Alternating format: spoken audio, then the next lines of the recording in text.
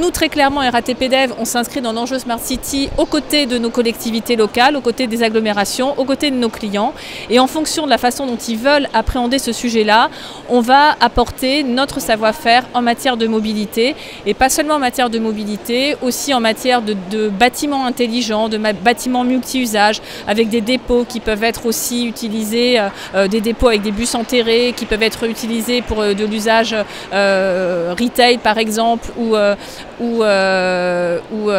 social housing, excusez-moi pour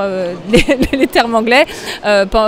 pour valoriser l'ensemble de ces dépôts. Donc c'est une vision très large et qui s'inscrit complètement dans l'accompagnement de la vision aussi évidemment de nos partenaires que sont les territoires.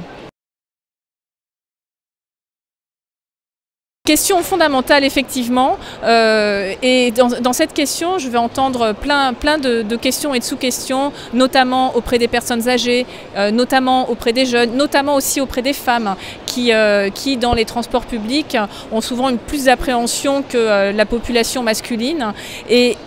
tous ces enjeux-là sont à prendre en compte dès la planification, quand on pense à la planification des transports et aux usages, aux cas d'usage. C'est en travaillant avec ces communautés, ces différentes communautés, en comprenant leurs besoins, que l'on peut derrière au mieux répondre à leurs attentes dans le cadre de la planification des transports et des projets de transport.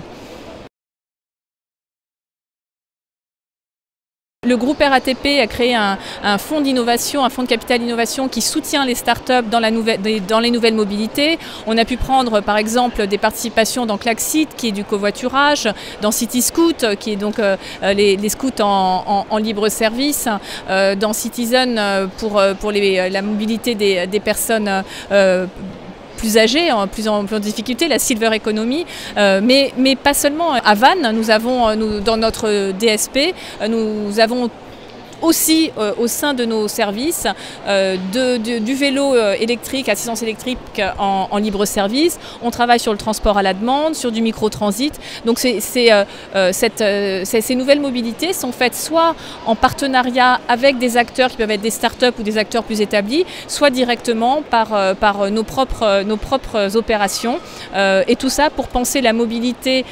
as a service, ce qui est quand même le grand enjeu aujourd'hui, et permettre à chacun d'entre nous, à chacun des voyageurs, d'avoir un voyage sans couture de chez soi à son point de destination, et en combinant les différents types de mobilité, avec évidemment le mass transit, les systèmes massifs au centre, et ces nouvelles mobilités qui viennent